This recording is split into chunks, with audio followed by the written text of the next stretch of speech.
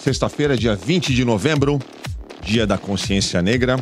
E a gente, infelizmente, começa o programa de hoje com notícias que a gente não gostaria de estar comentando, principalmente na data de hoje, mas que, infelizmente, somos obrigados a tratar.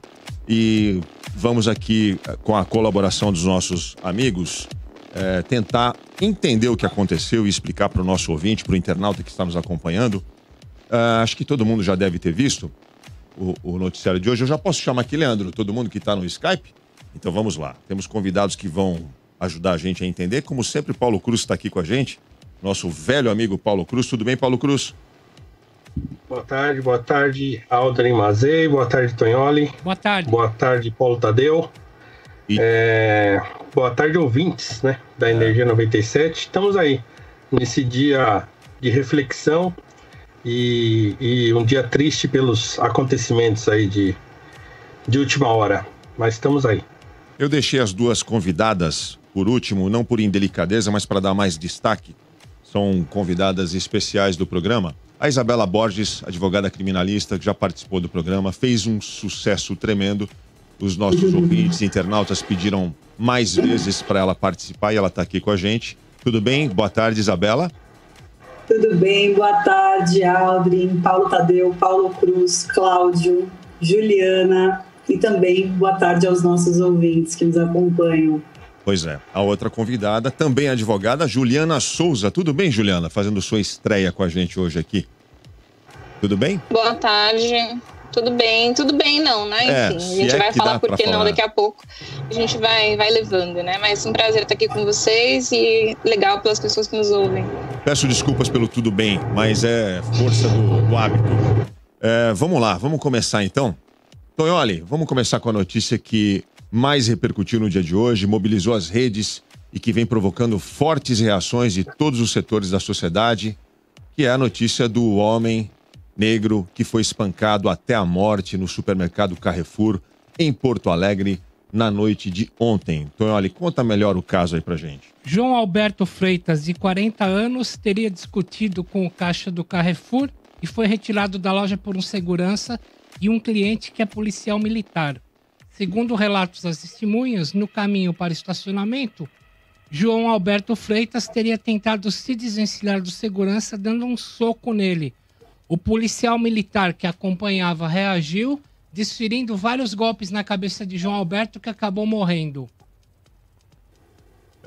Trágico, muito trágico. Teve um sufocamento também. Teve. Em seguida, vem o resto do vídeo em que o cara copia a postura do policial que matou o George Floyd. Igualzinho, aliás. Bom, como a gente já comentou, fortes reações de todo mundo, né? Do meio político. Vamos destacar algumas que valem a pena a gente comentar aqui. Primeiro a do vice-presidente Mourão. O que ele falou, Tonholi? Bom, ele falou que não há racismo estrutural no Brasil e falar que há racismo no Brasil é uma ideologia importada. O Mourão sempre corrigiu o que o Bolsonaro falou. Dessa vez o Mourão pagou de Bolsonaro. Isso porque o Bolsonaro tá quieto. O Mourão já falou o que ele deveria ter falado. E o Mourão em seguida chamou a vítima, o João Alberto Freitas, de homem de cor, o que é um anglicismo copiado do inglês, quando os racistas chamavam nos anos 20 os negros de colored man.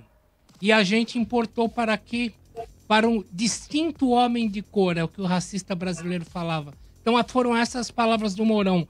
Não menos grave, o governador do Rio Grande do Sul falou que houve excesso de violência, como se violência pudesse ser contabilizada como excessiva ou não excessiva. E a delegada do caso, por fim, acaba de falar há 30 minutos que o caso não foi racismo. Vamos começar por aí, antes de esticar essa conversa. Eu vou começar com a doutora Juliana Souza. Muita gente está vendo esse episódio, a gente percebe isso pelas redes sociais, como um episódio, como mais um exemplo da violência nas grandes cidades.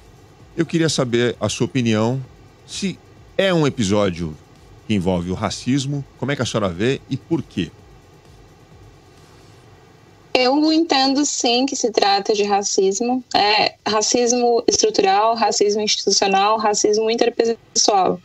E quando a gente nega isso, a gente, na verdade, só reforça o mito da democracia racial, que foi o que vigeu por muito tempo, vige ainda, e que regula e, enfim, que faz com que a gente tenha uma sociedade da forma que a gente tem, né? Quando nós temos chefes de Estado, chefes de governo,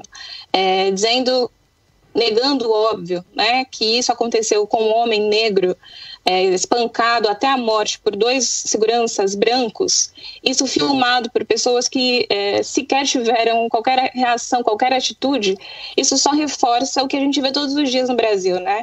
Nós estamos hoje, de certo modo, celebrando, refletindo sobre o 20 de novembro, o dia que a gente comemora a consciência, né? Consciência negra no Brasil, morte de Zumbi dos Palmares.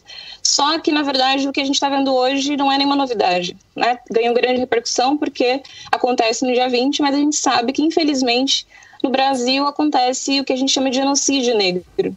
Genocídio porque é essa morte sistêmica, simbólica e física que acontece com homens, crianças, jovens negros todos os dias, nas periferias, em todos os lugares em que a gente é entendido como um corpo indesejado, né? Isso está autorizado pelo Estado à medida que a gente tem um sistema de justiça que não coíbe, que não reconhece muitas vezes esse como um crime de racismo, né? Talvez se ele não tivesse morrido, como a gente está vendo agora, as pessoas dizendo que não foi um crime de racismo, talvez ficasse enquadrado talvez só como uma injúria racial, que é um crime menos gravoso, embora haja uma equiparação legal. A gente sabe que, na realidade, quando a gente vai olhar a jurisprudência, né, as decisões legais a esse respeito, a gente verifica que, na verdade, o sistema de justiça, de certo modo, é conivente com essa prática, né? E é essa a luta, a resistência histórica do movimento negro. A gente diz que houve no Brasil um processo inconcluso de abolição, porque a gente sabe que em 1888 a gente diz que houve abolição no 13 de maio, mas os 132 anos que se seguem são de violências físicas e simbólicas, de um processo expropriatório, de um processo de empobrecimento da população negra, que gera essa desigualdade racial, essa desigualdade social, e que digamos aí, tem pessoas que fazem parte disso, a sociedade é conivente com esse processo, à medida que não toma partido, assim, digamos assim, à medida que não se coloca de maneira efetiva no enfrentamento do racismo no cotidiano. Doutora, o Sérgio Buarque de Holanda escreveu o clássico livro Raízes do Brasil, que todos nós, de uma ou de outra forma, fomos obrigados a ler, em qualquer idade, em onde ele coloca o mito do homem cordial. Ele diz que o brasileiro é o homem cordial. Você diria que esse mito está enterrado? Não, eu diria que esse mito é vigente, né? Porque o racismo é um fenômeno complexo e o racismo também é um fenômeno reflexivo. À medida que a gente tem um sistema tão perverso, que acho que é assim que a gente pode denominar, que faz com que as pessoas, embora a gente tenha uma legislação imensa que trate do Estatuto da Igualdade Racial, a gente tem a própria lei do racismo, a gente tem a previsão do crime de injúria racial, a sociedade brasileira continua negando o racismo e sendo racista todos os dias, né? Em ações, à medida que a gente não contrata pessoas negras, à medida que a gente aceita como normal, à medida que as mortes todos os dias são noticiadas nos jornais, enfim, na mídia como um todo, e isso não gera comoção, né? Agora imaginem vocês se fosse um jovem branco que tivesse acontecido a mesma coisa, né, espancado por policiais negros. O que será que estaria acontecendo no país hoje? Né? Eu fico me perguntando todos os dias por que só no 20 de novembro, ou só porque no mês de novembro a gente lembra que existem pessoas negras, né, no país, sendo que nós somos a maioria da população. Então, o racismo brasileiro, respondendo a sua pergunta, ele é tão sofisticado porque ele se dá desde a esfera física, mas também se dá na morte simbólica, que é o que a gente chama de necropolítica, que é esse processo de naturalizar as nossas mortes, de naturalizar a violência física, simbólica, de novo, digo eu, contra as pessoas negras. Então, o brasileiro não é um ser cordial, né? Na verdade, o Brasil é um país racista. E todo mundo diz que existe racismo no Brasil, parece que agora que nosso vice-presidente diz que não, mas ninguém se diz racista. né? A gente tem, o Brasil é um país racista? Todo mundo afirma que sim, realmente existe o racismo no Brasil, mas quem são as pessoas racistas? A gente nunca sabe onde elas estão, né? A gente nega isso. E a gente nega isso porque a gente não conhece a nossa história, a gente tem um processo de epistemicídio, que é esse processo de apagamento dos acúmulos, dos saberes, a contribuição física que a população negra deu para esse país, né? Que construiu esse país a sangue e suor, mas não recebeu nenhuma medida reparatória, né? A população negra, depois do dia 13 de maio, eu escrevi no dia 14 desse ano um artigo que saiu inclusive no jornal falando exatamente sobre isso. O dia seguinte não terminou, né? Depois do dia 13, além de não implementar políticas públicas para a população negra, o Estado brasileiro fomentou esse processo, né? Porque antes a população negra, as pessoas negras que foram trazidas para cá escravizadas, eram tidas como propriedades dos seus senhores de escravos, das propriedades das pessoas que lhes roubavam a humanidade. Depois desse processo, temos a lei de 1850, que faz com que a pessoa, com que a terra que até então era transmitida aí como de maneira gratuita, se tornasse então uma mercadoria. Então a gente aprisiona a pessoa e liberta, de certo modo, a população e aprisiona a terra. Então você pode verificar, a população negra, a maioria das pessoas estão aí num processo de empobrecimento, a gente não herda nada. Geralmente somos as primeiras gerações agora, depois dos processos afirmativos, de ações afirmativas que ingressam na universidade, sempre somos os primeiros nos espaços de tomada de decisão, nos espaços de poder, no sistema de justiça como um todo. Então é por isso que a gente diz que existe sim um racismo estrutural e assim, é inegável que isso acontece todos os dias, né? Só que a gente diz que não, a gente não quer ver, e isso tem algumas razões, me parece. Inclusive a manutenção do poder nas mãos de quem são as pessoas que estão aí hoje, né? Queria trazer para a conversa o nosso colega, querido amigo Paulo Cruz, professor. Você viu aí os noticiários? Como é que você recebeu essa notícia? Foi hoje pela manhã? Ontem à noite você já tinha visto? Bem, eu vi de manhã, logo que eu acordei já com um monte de gente me mandando mensagem, trazendo esse caso que é absolutamente bárbaro, né? Muito chocante, assim, com respingo de sangue pelo chão, um negócio absolutamente terrível, né? E a gente fica sempre muito reflexivo a esse respeito, né? A gente fica pensando... o que está acontecendo com a sociedade brasileira. É claro que esses casos são relativamente recorrentes, é claro que essa coisa da cordialidade é um mito, e é claro que a gente não é assim, esse povo de candura, e eu acho mesmo que está acontecendo alguma coisa muito grave. Acho que parece que abriram uma caixa de Pandora e essas coisas passaram claro, as redes sociais são que potencializam esses casos, porque eles aparecem muito mais agora, né? Mas o que me faz pensar muito nesses casos é que, o que eu acho? Eu acho que tem um problema muito mais profundo por debaixo de todo esse debate sobre o racismo no Brasil. Eu acho que esse é um caso complexo, como todos esses casos de violência, porque, claro, a gente coloca ele dentro de um trilho e segue esse trilho e, claro, eu posso dar ele a interpretação que eu quiser. Ou eu posso negar o problema, como muitos fazem, ou eu posso simplesmente rotulá-lo como um caso X ou Y, né? Eu tenho tentado tomar um cuidado na hora de avaliar essas coisas, porque eu acho muito perigoso uma narrativa tanto de negar o problema, quanto uma narrativa de rotulá-lo. Então eu tenho tentado ponderar um pouco as coisas. Eu acho que esse caso exige a ponderação para a gente não cometer injustiças, né? É claro que há uma tendência, porque a gente você é negro, você vive num país que você sofre racismo, então eu conheço a realidade do racismo como pessoa negra. Então, quer dizer, eu vi isso acontecer comigo, vi acontecer com a minha mãe, vi acontecer com meu pai. Então é óbvio que essa realidade faz parte da minha vida, né?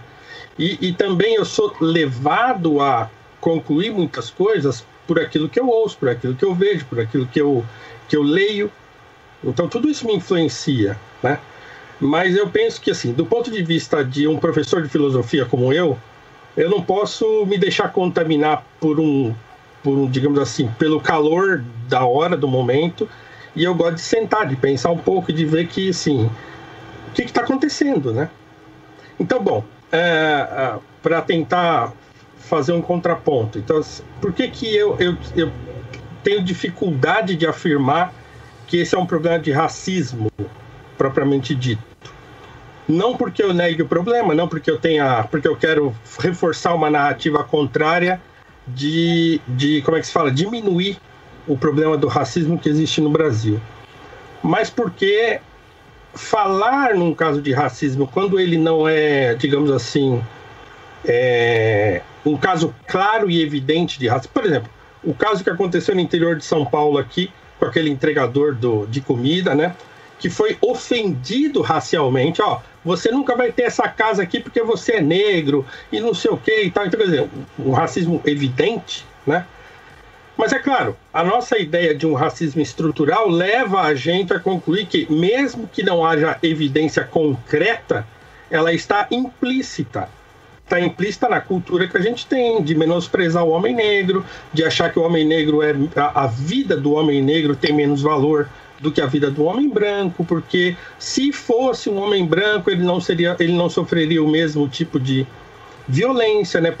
Pelos homens que fizeram isso serem brancos, apesar de, num caso, acho que num outro supermercado grande desses aí, aconteceu um caso de espancamento também, que não houve morte, né? Mas os homens que espancaram o rapaz também eram negros, os seguranças. Então, acho que tem uma complexidade que a gente precisa entender, que acho que vai além da perspectiva racial do problema. Eu não estou negando o problema, não estou negando que existe racismo no Brasil, não estou negando que o problema é sério. O que eu estou dizendo essa brutalidade que aconteceu em Porto Alegre, ela é muito mais grave e profunda, há uma chaga brasileira, nesse sentido, muito mais profunda do que simplesmente o rótulo, né, de um caso de racismo. Então, repito, não é menosprezando o problema, diminuindo, não é nada disso. É só tentando ampliar um pouco a nossa discussão e tentando enxergar o caso não só pela lente racializante, mas com a lente de quem está vendo uma sociedade que cada vez mais está descambando para um tipo de violência absurda diante das câmeras. Então as pessoas estão sendo filmadas e elas não estão se dando conta disso mais. Todo mundo sabe que é filmado hoje o tempo todo. Esses caras que fizeram isso sabiam que estavam sendo filmados. Entende? Então, quer dizer, uma coisa tão flagrante assim. Então, para mim, é muito mais profundo e muito mais problemático do que a gente... Nós estamos o dia inteiro falando nisso, né? Então, eu estou vendo o dia inteiro, estou acompanhando o noticiário e tal. E aí já emendo esse caso com outros casos, e com estatísticas, e com números, e com tal. E aí, amanhã, já não estamos falando mais, né? Então, hoje é um dia propício para esse tipo de coisa. Então, acho que a gente precisa botar a bola no chão e pensar um pouco mais profundamente a esse respeito. Mas é tudo muito lamentável, né? Muito triste. Amanhã não estaremos mais falando desse assunto, então a gente nunca vai resolver essa questão. Como é que a gente resolve um episódio como esse? Que lição ele tem que trazer para a sociedade? Juliana, Isabela, se quiser falar também pode falar, Paulo Cruz. Como é que a gente resolve isso, Paulo Cruz? É complexo. Olha, deixa a Juliana falar, por favor. Eu queria, de certo modo, discordar do Paulo, assim, em algumas questões. Olhar esse caso pela ótica do racismo, na verdade, não é menosprezar e, na verdade, não é diminuir. Na verdade, é exatamente atacar o que eu me entendo que é o cerne do problema, né? O Brasil trata pessoas negras de maneira diferente. As instituições tratam pessoas negras de maneira diferente do que os outros grupos sociais, né? O Brasil foi estruturado no racismo. Isso é inegável. É inegável que isso continue acontecendo nos dias de hoje. É inegável que a gente negue os dados da violência, dos atos da violência. É inegável que a gente torne isso uma questão exclusivamente um problema social. Um problema social, que eu concordo com você nesse ponto, mas é um problema social que tem classe, que tem cor, que tem CEP, né? Não, ou será que é por acaso, né, que as pessoas que mais morreram no ano passado, de acordo com atos da violência, foram pessoas negras? Será por acaso que as pessoas que mais morrem nas periferias são pessoas negras? Será por acaso que as pessoas que mais estão encarceradas por crimes patrimoniais são pessoas negras? Como eu falei aqui, a gente não pode tratar essa questão como algo que começou agora, né? Estamos pelo menos falando de mais de 500 anos de história que não é negada e que nós, pessoas negras, muitas vezes não conhecemos, né? Ou conhecemos de maneira superficial, tendo em vista que, por mais que a gente tenha legislações, né, Lei 10.639 diz que deve ter o ensino de África, por exemplo, no ensino médio, ensino fundamental, mas a gente sabe que isso não acontece, né? Quais foram as oportunidades que a gente teve de saber sobre nós na escola, né, nos espaços formativos? Então, assim, é inegável que se trata de um caso de racismo. E dizer que se trata de racismo não é olhar de maneira rasa. Na verdade, é atingir isso com a profundidade que merece, assim. É olhar para a causa com a profundidade que merece. E o racismo, ele não é um fenômeno abstrato, é um fenômeno que se dá todo dia nas nossas vidas, né? Quando a gente fala de racismo estrutural, institucional, interpessoal, ficam parecendo categorias abstratas que não se coadunam, que não se relacionam com a vida real das pessoas. E não é disso que eu estou falando do dia a dia. Assim como você falou que acontece com você, com a sua mãe, enfim, acontece comigo. E é disso que a gente fala quando que é um fenômeno estrutural, é disso que a gente fala quando a gente diz que é um fenômeno institucional. Porque independentemente da gente se conhecer pessoalmente, a gente passa pelas mesmas experiências, Paulo, por sermos pessoas negras no país. Então, assim, é um desserviço quando nós, pessoas negras, negamos esse lugar. Porque pessoas que, inclusive, reforçam esse discurso nos últimos tempos, se utilizam de pessoas como nós para dizer, olha, veja bem, até um homem negro está dizendo que isso não é racismo, então veja bem, talvez realmente não seja. Então acho que a gente precisa ter muito cuidado, ter muita responsabilidade quando a gente no espaço público nega, de certo modo, coloca isso em dúvida ou diz que vai analisar isso sobre uma outra ótica, dizendo que isso não é racismo. Me parece isso muito problemático. Doutora, é assim, eu trato desse assunto há muitos anos também, então quer dizer, não é porque eu já falei de novo, então assim, em nenhum momento eu desqualifiquei o discurso de ninguém, então meu discurso não está servindo a ninguém que não seja eu mesmo, eu estudo o assunto, eu também me aprofundo no assunto e eu estou falando de coisas que eu também sei, né? Então não é só, eu não estou falando de orelhada, né? Então assim, é claro que é um tema difícil, é claro que é um problema, mas ninguém é obrigado a olhar o problema sobre a mesma ótica, né? E eu não acho um desserviço que você tenha uma outra maneira de olhar para o problema. Do mesmo modo que as pessoas podem se valer de um discurso como o meu, se é que a gente pode chamar isso de um discurso, como um discurso que reforça a negação do racismo, as pessoas podem se valer do seu discurso para reforçar um problema racial insolúvel. Então, a discussão, na minha maneira de ver, tem de ser ampla. Então, quando eu digo que ela tem que ser ampla, eu não digo que eu tenho que negar a sua perspectiva e ficar com a minha, ou que você deve negar a minha e ficar com a sua, ou coisa parecida. A gente pode dialogar. E dialogar não significa que você deve negar aquilo que eu estou dizendo e que eu devo negar o que você está dizendo. Eu não disse que o caso de racismo é diminuir o problema. O que eu disse é que o problema mais profundo, ele ultrapassa ou extravasa a questão racial. É só isso que eu disse. Não é menos e nem mais. Eu só acho que é mais profundo do que isso. Uma outra questão quando você fala para mim assim, olha, é inegável que é um problema de racismo estrutural. Bom, tudo bem, você pode considerar inegável, mas eu acho assim, primeiro, a gente precisa definir os termos. O que é uma estrutura? Entende? A minha questão é, o que é uma estrutura? E quais essas estruturas em que estão contaminadas de racismo a ponto de ele se reproduzir de maneira automática? Porque é assim que a coisa é colocada, certo? Quer dizer, as estruturas sociais, econômicas, políticas e jurídicas do país. Então, quando a gente fala que essas estruturas reproduzem o racismo sem que as pessoas percebam, significa que ou a gente desfaz essas estruturas e faz de novo, e aí eu não sei de que maneira nós faríamos isso, e significa também que as pessoas, enquanto cidadãos e pessoas que reproduzem esse racismo, não poderiam ser, digamos assim, criminalizadas por isso, porque elas reproduzem sem perceber.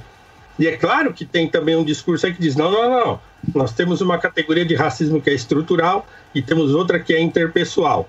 Então, tudo isso funciona bem. Eu acho que as coisas funcionam bem enquanto um modo de interpretar. O que eu acho é que você dizer assim, é inegável E eu acho que qualquer discurso diferente desse é reforçar a narrativa racista, é rotular o outro. Entende? Então, assim, eu também sei o que eu estou falando, a gente pode discutir isso por dias, né? Mas é só uma maneira de tentar enxergar a coisa de outra perspectiva, e não de uma perspectiva exclusiva. Ninguém é dono do assunto, nem eu, nem você, nem nenhum movimento, entende? O problema está aí para a gente olhar e pensar sobre ele. Eu só estou querendo pensar um pouco fora dessa perspectiva que hoje é majoritária, entende? Mas, assim, a gente pode dialogar, não é negar o discurso de ninguém. Podemos dialogar. Veja, Paulo, eu queria te fazer uma pergunta e complementar o que você diz. Você fala que quer olhar para o problema de uma perspectiva mais robusta, né? Numa perspectiva mais... Você acha que o problema é mais profundo. Eu queria entender qual é, na sua avaliação, o problema mais profundo do que o racismo no Brasil hoje. E aí, respondendo a sua pergunta, a gente sabe o que é estrutura, falando de conceitos, né? Estrutura é a base, é o fundamento da sociedade. Logo, a gente está falando de todas as dimensões. Logo, a gente está olhando para todos os vieses, né? E eu falo que é um desserviço porque realmente estou passando a partir de uma perspectiva, né? Teoria é perspectiva. Teoria, a gente não tem como ser isento a defender um ponto de vista. Eu falo de uma perspectiva, você fala de uma perspectiva a partir dos seus acúmulos, das suas vivências, do que você acredita. E tudo bem, né? Tudo bem, só que para mim isso realmente é problemático, né? Porque é com base nesse discurso que mortes como essas continuam acontecendo. Mas eu queria te ouvir a esse respeito, qual é o problema mais profundo do que o racismo no Brasil? Eu acho que o país tem um problema social. E eu acho que tem uma dimensão... Por exemplo, eu sou um homem cristão. Então, por exemplo, eu como cristão poderia dizer o problema do racismo no Brasil é um pecado, como qualquer outro pecado que existe. Esse pecado se reproduz socialmente no país porque o país tem uma história, né, de racialização da sua população. Então, eu concordo com você plenamente que, assim, claro, a pobreza no Brasil tem cor. Então, quer dizer, os mais pobres são negros, os negros têm menos oportunidade, todos aqueles números que a gente conhece, eles derivam dessa realidade social. A pobreza no Brasil tem cor. E ela tem cor por quê? Primeiro, porque nós temos uma sociedade que vem de uma história de escravização, nós temos um processo de abolição que foi abortado, né, por um golpe de Estado, e nós tivemos, depois disso, uma série de iniciativas e, sobretudo, uma narrativa cultural, que é a eugenia, por exemplo, que marginalizou ainda mais a população negra do país. Então, claro, isso provocou uma marginalização quase absoluta da população negra, que hoje tem dificuldade de sair desse lugar de marginalização. Aí, bom, essa marginalização hoje existe ainda porque o país é um país racista e não deixa os negros saírem desse processo de marginalização? Eu não penso assim. Porque eu acho o seguinte, que de 130 anos para cá, ou um pouco mais, né, depois da abolição até agora, nada foi feito. Entende? Então, não houve iniciativas que verdadeiramente tirassem os entraves para a população negra poder, digamos assim, ascender socialmente, por exemplo, ou sair dos lugares de marginalização.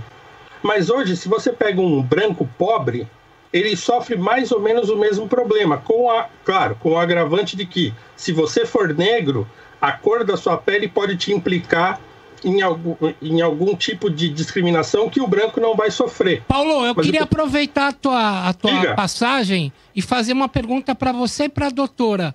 Vocês acham que se a pessoa que estivesse ali, entre o PM e o segurança, fosse um loiro de olhos azuis, teria apanhado até a morte desse jeito? Um gauchão loiro de olho azul?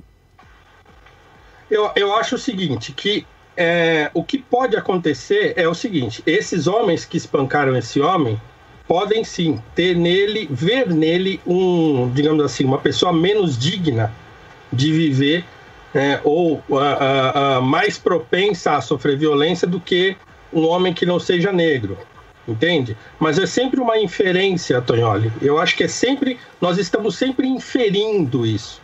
Então, esses homens, eles não confessaram isso, eles não disseram nós batemos porque ele era negro. Pode ser que na cabeça deles isso tenha acontecido, entende? Então, eu acho possível, eu acho verossímil que esse homem tenha sido espancado até a morte, porque os espancadores não viram nele dignidade suficiente para pararem de fazer aquilo, né? Ou para começar a fazer aquilo. Então, é claro, mas é sempre uma inferência. Quando o caso não é um caso flagrante de racismo, como aquele do interior de São Paulo que eu acabei de mencionar, ele se torna a gente infere isso. E a partir, por exemplo, das premissas e da teoria do racismo estrutural, eu vou encaixar, claro, esse caso dentro dessa ferramenta de interpretação. Então, quer dizer, racismo estrutural é uma maneira de interpretar a realidade, não é a realidade ela mesma. Então, quer dizer, tem uma teoria que é bem fundamentada, acabou de sair você o lê o livro do Silvio Almeida, ela tem lá um fundamento tal, mas é uma maneira de interpretar a realidade, não é a realidade ela mesma. Acabou de sair o laudo. Eu queria só fazer um comentário aqui, se for possível, sobre uma fala do Paulo. Só um minuto, Isabela. Muitas vezes, Paulo, as pessoas elas não têm noção, elas não têm consciência desse tipo de circunstância que você está trazendo, de que ela praticou uma violência em razão de patriarcado, de machismo, de racismo. Isso permeia tanto o inconsciente coletivo, tá? E fala Jung e a psicologia analítica, que pode ser que essa pessoa não tenha essa consciência quando ela for questionada sobre isso. Mas isso não significa que esse fato tenha dirigido a atitude dela, né? Tenha dirigido a conduta dela. Eu só queria pontuar isso aqui, não tomar tempo, que está muito interessante ouvir as pontuações de ambos. Como eu não sou uma especialista no assunto, eu estou mais aprendendo aqui do que opinando. Todos nós. Bom, a minha perspectiva... Só mais um detalhe, Juliana, por favor. Só um pouquinho, peraí. Paulo, só um segundo. O Tonelli acabou de... chegou uma informação para confirmar a causa-morte. Qual que é, Tonelli? Asfixia. Foi asfixia. É a segunda parte do vídeo, quando a imagem fica um pouco mais distante e você consegue ver o policial colocando o joelho no pescoço dele, igual foi feito com o George Floyd. Ele morreu por asfixia, então. Acabou de sair o laudo. Pode falar. Só uma coisa, desculpa, Juliana, te interromper, mas só para eu tentar fechar, só para dizer que eu tenho um nome para isso, né? Eu tenho analisado isso e chamado isso de cultura de subalternização do negro. Então nós temos no Brasil, como uma herança do nosso processo de escravismo e tal, uma cultura que subalterniza o negro. O Joaquim Nabuco fala disso no abolicionismo. Ele fala, olha, a escravidão fossilizou na nossa consciência essa ideia do negro como subalterno. Isso se reproduz. Isso sim, é uma cultura que tem se reproduzido ao longo dos séculos. Desculpa, deixa eu te fazer uma pergunta. Diga. Fossilizou na cabeça de quem? De todos nós. Todos nós, negros, brancos, todo mundo. Então, vamos ver a isso Juliana que se agora. chama de racismo estrutural, por exemplo, eu tenho chamado disso, é uma cultura, porque eu como professor, eu tenho tentado separar as duas coisas, é uma maneira de eu enxergar, então assim, separa, porque esse problema da cultura de subalternização, a gente resolve com educação, por exemplo. Então aquilo que você falou, por exemplo, trazendo uma coisa que eu tenho feito já... Mas, Paulo Cruz, mais de 6 anos. Desculpa, Paulo Cruz. Isso que você está falando, isso não é o mesmo conceito do racismo estrutural? Não. Você está dando um outro nome para a mesma coisa? Fossilização não é estrutura?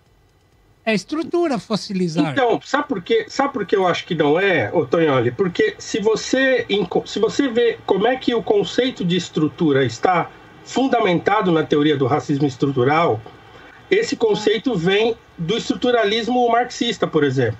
É um modo de interpretar, mas é um modo com o qual eu não concordo, entende? Eu acho que, fundamentalmente, a ideia de estrutura ou de estrutura social, ela não é a mesma coisa como a gente falar de uma cultura.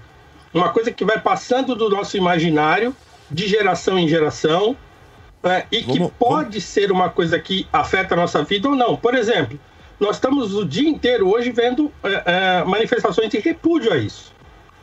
Então, as manifestações de repúdio a isso, de todas as pessoas sensatas do mundo, né, são, para mim, um indício de que as pessoas podem ser racistas ou não. Entende? A ideia de racismo estrutural coloca todo mundo como racista em potencial. Mas vamos lembrar a frase que o Michel Foucault falou em maio de 68. La structure est morte, vive la structure. A estrutura está morta, vive a estrutura. Eu queria ouvir a Bom, eu Juliana. quero responder também. Por favor, Juliana. Bom, obviamente, para mim, né, então, com base na realidade, né, porque a gente formula as teorias para interpretar a realidade, né, e aí, para mim é muito óbvio, porque eu não vejo essas notícias todos os dias, assim, pensando na realidade mesmo, né, pensando no que acontece todos os dias, eu não, com certeza, se esse homem fosse um loirão dos olhos azuis, né, do sul do país, isso não teria acontecido com ele, né, porque não se autoriza esses processos, né? O imaginário coletivo é formado e informado pelo racismo. Isso tem que ser negritado, tem que ser escurecido. A nossa construção da nossa ciência, da nossa linguagem, dos nossos processos formativos são informados pelo racismo. São informados pelo racismo científico esse que você menciona, Paulo, e que não foi superado. Não foi superado.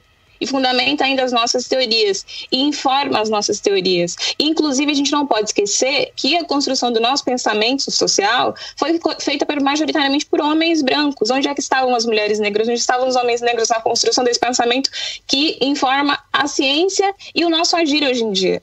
Né? Nós sabemos que o sistema carcerário tem uma preferência por homens negros. A gente sabe que os homens negros são as maiores vítimas da violência policial. Nós sabemos que temos um déficit habitacional de 7 milhões de moradia, que está escancarado agora na pandemia. E essas pessoas que estão vítimas desse déficit habitacional são pessoas negras. Nós sabemos que no estado de São Paulo, mais de 40% da população que mora nas favelas são pessoas negras. E não tem como negar a realidade. Nós estamos falando exatamente da realidade que nos atravessa e que nos mata todos os dias. Não adianta a gente negar a realidade quando a gente vê que crianças são assassinadas todos os dias no Rio de Janeiro sem maiores constrangimentos. Quando a gente vê jovens negros vítimas de violência policial, muitas vezes inclusive por policiais negros também, e não há nenhuma represália, não há nenhuma responsabilização, não há nenhuma comoção social. E não há nenhuma comoção social porque isso está mais do que naturalizado. Está naturalizado porque as nossas humanidades são negociáveis. São negociáveis muitas vezes, inclusive por homens negros como você, que nega a realidade. E é por isso que eu falo que você está fazendo aqui é um desserviço. Eu tenho que reiterar e lamentar e, na verdade, confirmar o que eu estou dizendo, no ponto de que o racismo é de fato reflexivo, tendo em vista que você, como homem negro, não consegue, na minha humilde percepção, observar o que te atravessa a sua família. Porque você fala de teorias, fala exatamente dos mesmos fenômenos que a gente está abordando aqui, e dizendo que é o meu ponto de vista, e não é só o meu ponto de vista, né? A gente está fundamentado, você está dizendo que você é professor, maravilhoso, acho ótimo. Temos pessoas negras na academia, somos pouquíssimos e pouquíssimas, mas que a gente realmente produza conhecimento para libertar os nossos, não para servir a uma estrutura que nos oprime, uma estrutura que nos mata todos os dias, como acabou de acontecer com o João no Porto Alegre. É lamentável, lamentável, lamentável ouvir isso no 20 de novembro de um homem negro, professor, filósofo, né? Negar e dizer que o racismo no Brasil é algo que depende de um ponto de vista. Isso é uma... Posso dizer... Juliana. Uma... Digam. Não, tudo bem.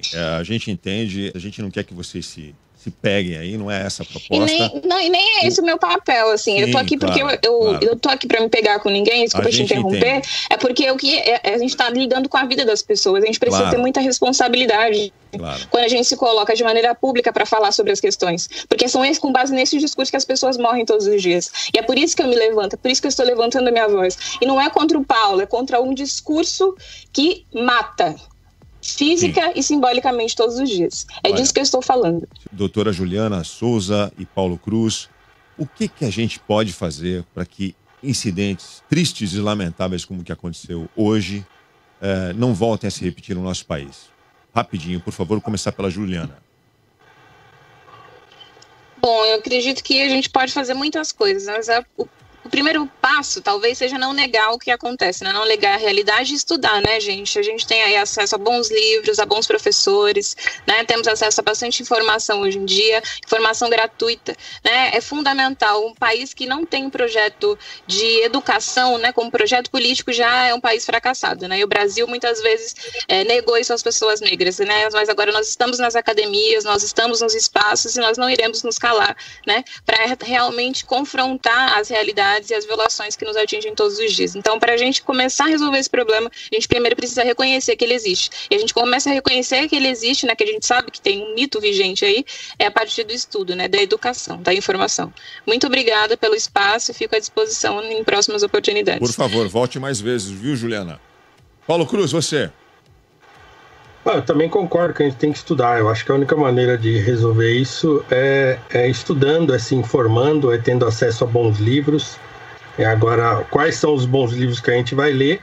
Aí a gente pode discutir o que é um bom livro, o que é um mau livro, né?